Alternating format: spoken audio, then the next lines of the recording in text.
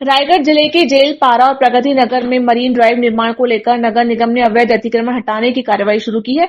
जब तक 10 से अधिक मकान तोड़े जा चुके हैं। इस कार्रवाई में विरोध में कांग्रेसी और मोहल्लेवासी सड़कों पर उतर आए हैं। कांग्रेस कार्यकर्ताओं ने वित्त मंत्री ओपी चौधरी के निवास के बाहर प्रदर्शन किया, जिसमें आधा दर्जन महिला कार्यकर्ताओं को हिरासत में लिया गया है। नगर निगम ने 100 से अधिक घरों को नोटिस जारी किया था। लोगों का आरोप है कि उन्हें बिना पूर्व सूचना के उजाड़ा जा रहा है। भारी विरोध के बावजूद तड़के से ही बुलडोजर कार्रवाई जारी है। स्थिति को देखते हुए मौके पर भारी पुलिस बल तैनात किया गया है। रायगढ़ एसडीएम महेश शर्मा ने पहुंचकर लोगों को समझाने की कोशिश की। प्रदेश कांग्रेस कमेटी के अध्यक्ष दीपक बैस ने पत्रकार वार्ता में केंद्र सरकार और सेंट्रल एजेंसियों पर गंभीर आरोप लगाए। उन्होंने कहा कि केंद्र की भाजपा सरकार के इशारे पर प्रवर्तन निदेशालय जैसी एजेंसियां अपनी सीमा लांघ रही हैं और विपक्षी दलों को निशाना बना रही हैं।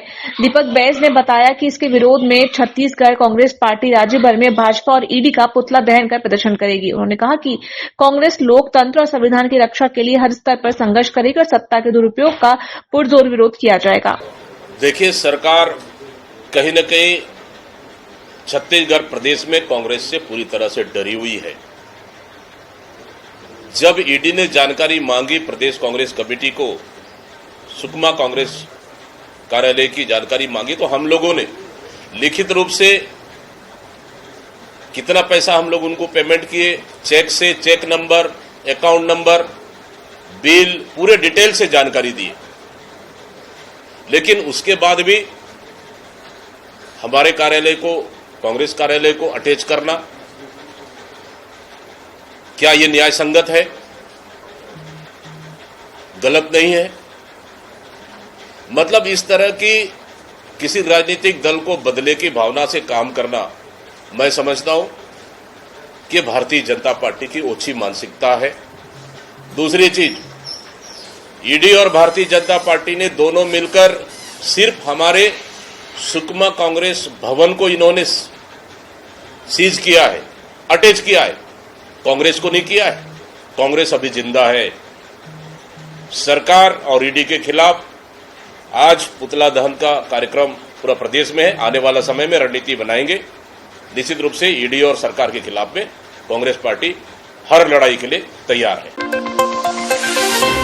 मुख्यमंत्री चरण पादुका योजना का फिर से शुभारंभ होने जा रहा है। इस संबंध में वन मंत्री केदार कश्यप ने कहा कि इस महीने के अंत तक योजना का प्रारंभ कर दिया जाएगा। उन्होंने कहा ये योजना प्रधानमंत्री नरेंद्र मोदी की गारंटी के तहत दोबारा शुरू की जा रही है।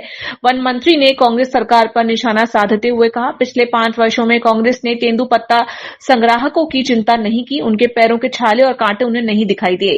पूर्व मुख्यमंत्री डॉक्टर रमन सिंह द्वारा शुरू की गई जनहितकारी योजना को कांग्रेस ने बंद कर दिया था। इस महीने के अंतिम तक हम चरण पादुका योजना प्रारंभ कर देंगे। मोदी जी की गारंटी में योजना फिर से प्रारंभ की जा रही है। पिछले 5 वर्षों तक कांग्रेस पार्टी ने हमारी जो तेंदुपत्ता संग्राहकों का उनके कांटे नहीं दिखे, उनके पैर के छाले नहीं दिखे, जिसको डॉक्टर रमन सिंह जी ने शुरुआत की थी, उसको उन्होंने बंद कर दिया। ये कभी नहीं चाहते कि हमारे जो वनवासी बंधु हैं वो भी जूता पहने, वो भी आगे बढ़े, लेकिन हमारी सरकार ने प्राथमिकता के साथ में उनको चरण पादुका के तहत में लाभ देने का काम प्रारंभ किया। उप मुख्यमंत्री अरुण साव ने आज रायपुर स्थित अपने निवास में पत्रकारों से चर्चा करते हुए कहा कि कोटा में प्रवर्तन निदेशालय की कार्रवाई पूरी तरह साक्ष्यों और तथ्यों पर आधारित है। उन्होंने आरोप लगाया कि पूर्ववर्ती कांग्रेस सरकार ने छत्तीसगढ़ में क्रिमिनल सिंडिकेट बनाकर 2000 करोड़ रुपए से अधिक का शराब घोटाला किया। साव ने कहा कि ईडी इस मामले में जांच कर रही है और जांच के दौरान जिन संपत्तियों का संबंध घोटाले से पाया गया है उन्हें अटैच किया जा रहा है। उन्होंने स्पष्ट किया कि कार्रवाई कानून के तहत हो रही है। देखिए, हर एक मुद्दे पर कांग्रेस इसी तरह से बात करती है, रटा रुटाया ये कांग्रेस का एक्सप्लेनेशन होता है। हमेशा से जब भी इस तरह की कानूनी कार्यवाही होती है, कांग्रेस का रटा रुटाया ये जवाब होता है। वास्तविकता ये है, हम सब जानते हैं कि छत्तीसगढ़ में किस प्रकार से 2000 करोड़ रुपए से अधिक का शराब घोटाला किया गया, क्रिमिनल सिंडिकेट बनाकर ये घोटाला किया गया और ईडी इसकी गंभीरता से जांच कर रही है। और जो लोग भी संलिप्त है, जो प्रॉपर्टी से संबंधित है, उन सबको जब्त करने की कार्रवाई ईडी द्वारा की जा रही है। तो ये बिल्कुल भी राजनीति से प्रेरित नहीं है। वास्तविकता ये है कि साक्ष्यों और तथ्यों पर आधारित ये कार्यवाही है।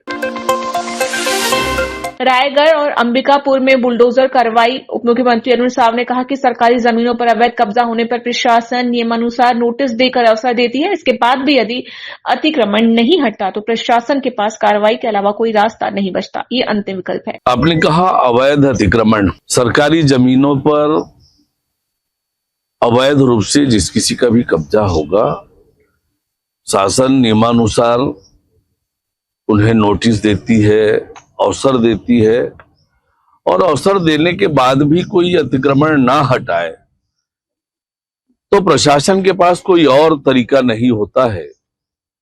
वास्तव में अतिक्रमणों के कारण हम सबने देखा है कैसे तकलीफ होती है लोगों को, आम लोगों को तकलीफ होती है, और इसलिए जहां पर भी ऐसी आवश्यकता महसूस होती है अतिक्रमण हटाने की, प्रशासन नियमानुसार कार्यवाही करती है। राजधानी रायपुर के टिकरापारा थाना क्षेत्र के धर्मनगर इलाके में फर्जी दस्तावेजों के आधार पर अवैध रूप से रह रहे बांग्लादेशी दंपत्ति को पुलिस ने गिरफ्तार किया है। आरोपियों की पहचान मोहम्मद दिलावर और उनकी पत्नी परवीन बेगम के रूप में हुई है, जो पिछले 16 वर्षों से रायपुर में रह रहे थे। Anti crime and cyber unit व टिकरापारा पुलिस की संयुक्त कार्रवाई में आरोपियों के पास से फर्जी पासपोर्ट, मार्कशीट, आधार कार्ड, मोबाइल फोन सहित अन्य दस्तावेज जब्त किए गए। आरोपी दिलावर ठेला लगाकर जीवन यापन कर रहा था। पुलिस जांच में पता चला कि दिलावर भारत बांग्लादेश सीमा पार कर अकेले भारत आया था। बाद में पत्नी और बेटी को भी लाकर उनके फर्जी दस्तावेज बनवाए। आरोपियों के खिलाफ भारतीय पासपोर्ट अधिनियम, विदेशीय अधिनियम समेत बीएनएस की धाराओं में अपराध दर्ज कर उन्हें गिरफ्तार कर लिया गया है। साथ ही उनके संपर्क में आए अन्य लोगों की भी जांच की जा रही है। अवैधानिक रूप से बांग्लादेश से आकर के भारत में निवासरत बांग्लादेशियों को गिरफ्तार करने में पुलिस को सफलता प्राप्त हुई है। प्राप्त सूचना के आधार पर पुलिस के द्वारा कार्रवाई करते हुए थाना टिकरापारा क्षेत्र अंतर्गत धर्मनगर से ज्योति के मकान से एक परिवार, बांग्लादेशी परिवार को गिरफ्तार किया गया है। गिरफ्तार लोगों में से दिलावर पिता स्वर्गीय मोहम्मद सलीम निवासी मुंशीगंज बांग्लादेश एवं उसकी पत्नी परवीन बेगम और उसकी एक नाबालिग पुत्री शामिल है।